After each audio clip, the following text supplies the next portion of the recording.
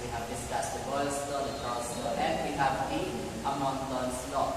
So these three are combined into a one gas law. So this is called the combined gas law. So the formula for the combined gas law is, so we have P sub 1 times P sub 1 over P sub 1 is equal to P sub 2, P sub 2 over P sub 2. Or when you simplify it, again this one, medyo complicated yung gamitin. So we will simplify this one into this formula. They are the same but different in form. So this form is much easier to use in the derivation of formula. So always remember that when solving in combined gas law, so just like the Charles law and the Monton's law, the temperature should be in degree Kelvin, but not all the time. So kung ang given, kung ang hinahanap sa question is in degree Celsius or in degree Fahrenheit, we need to convert. But if not, wala nakalagay na ganon, we should always convert the temperature into degree Kelvin. So in our unit conversion, so we have this thing. In converting degree Kelvin or degree Celsius to degree Kelvin, so as simple as this one, i-add mo na. You have to add the value of the degree Celsius, kung anong pong value niya, plus 273. It's supposed to be that is 273.15, but as of now, we will be using 273 para wala na tayong decimal numbers. Next is, in order for us to convert degree Celsius into degree Fahrenheit, so ganito lang po siya ginagawa. So we have the value of the degree Celsius, kung ano mang value niya, multiplied by 1.8, then add 32. And lastly, so this one, pero bibihira lang po ito mangyari, if we are going to convert from degree Fahrenheit to degree Celsius, ganito lang po siya ginagawa. The value of degree Fahrenheit divided by 1.8, then after that subtract 32. So here is the unit conversion for the temperature. And now let us move on with the combined gas law. So we have our sample problem here. A 280 ml neon gas exerts a pressure of 0.87 atmosphere at 26 degrees Celsius. At what temperature would it exert a pressure of 1.24 atmosphere in a volume of 440 ml. So in order for us to solve this one, so we need first to, syempre, para po tayo babalik sa elementary, find our given. So what are the given? So the given should be this everything that is related to the formula of combined gas law. So we have P sub 1, P sub 2, P sub 1, P sub 2, P sub 1, and P sub 2.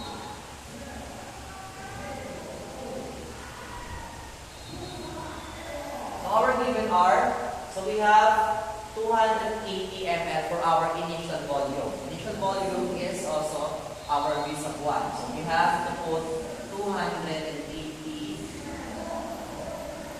ml. Next is exert a pressure of 0.87 atmosphere. So that is our initial pressure. So we have 0.87 atmosphere, ATM. And next is our initial temperature, or T sub 1 is 26 degree Celsius. So at what temperature would it exert a pressure of 1.24 atm? So probably that is our final pressure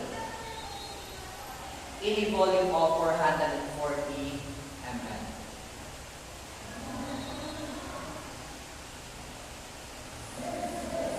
So now we are now done with or in the listing of our given. And the question is, at what temperature would it exert a pressure of 1.24 atmosphere in a volume of 440 ml? So we need to see what's missing is the final temperature. Now before we proceed with the derivation of formula, we need first to identify which of these given needs a conversion. So here, both of our pressure are in standard form. No need to convert for this one. Same thing with the volume. But always remember, in solving the combined gas law, the temperature should always be in degree Kelvin. So we need to say, we need first to convert this one into degree Kelvin. How do we convert this one? So using this formula, so we have degree Kelvin is equal to degree Celsius plus 273. So we need to say we will have to add 273 for the value of the degree Celsius. So in that case, kapag naging tayo ng 273, the value of our temperature will be changed into, so pakita lang muna natin, so we have 26 plus 273, so we have 9, 9, and 2. So we have 299 degree Kelvin. So let us change from 26 degrees Celsius to 299 degree Kelvin. And now we are set with our given. Now let us find the correct formula for our problem. So here, we will be using this one. Again, sinasabi ko sa inyo, this one is much easier to use. So we have, first of all, syempre, copy muna natin.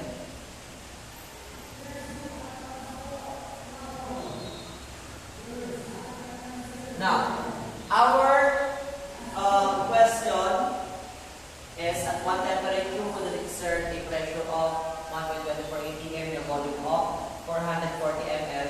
So we need to say this one is missing. So kapag ganyan po, if the final temperature is missing, so we have our T sub 2. So kailangan po ma-remove lang natin ito other units here. Initial pressure, and initial volume. In order to do that, divide both sides by kung ano yung kailangan natin i-remove. D sub 1, D sub 1, D sub 1, D sub 1. And syempre, cancel natin yung similar terms. And now, the formula that we will be using is this one. So we have our T sub 2 is equal to P sub 2, V sub 2 times T sub 1 over P sub 1 times V sub 1. And now let us move on with the translation. Kasi translation, kung ano yung value ng T sub 2 dito sa given natin, translate lang natin or co-opting lang po natin. So here we have T sub 2 is equal to, the value of T sub 2 here is 1.24 atm.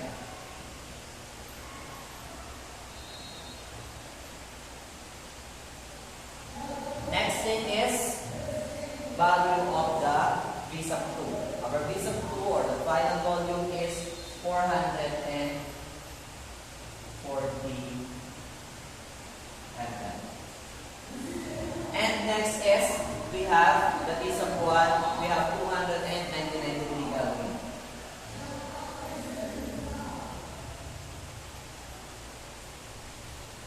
So over our P sub 1 is 0.87.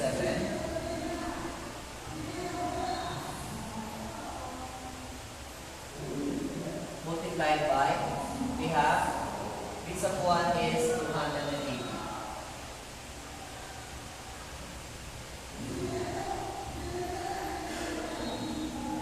First of all, cancel similar units.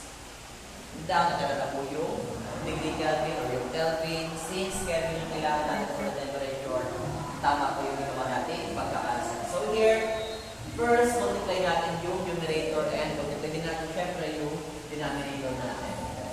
So we have 1.24 times 440 times 299. So you can use your calculator for this one. The answer should be 160 63,134.4 over, so we have 0.87 times 280. So, syempre, kailangan natin ng calculator dyan para mag-guess mo tayo. Multiplied by 280. The answer will be 132,000. Tama nga ba? So, that's 0.87.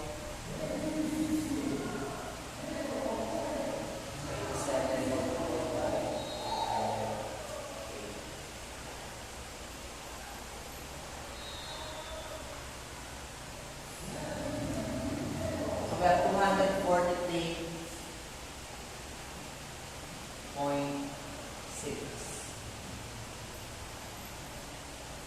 Siyempre, final touch natin is 163,134.4 divided by 243.6.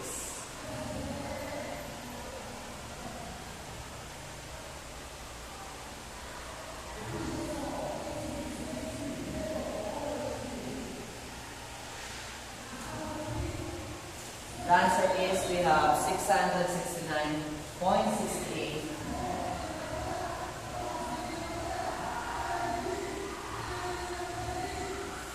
degree Kelvin, or just 5 Kelvin.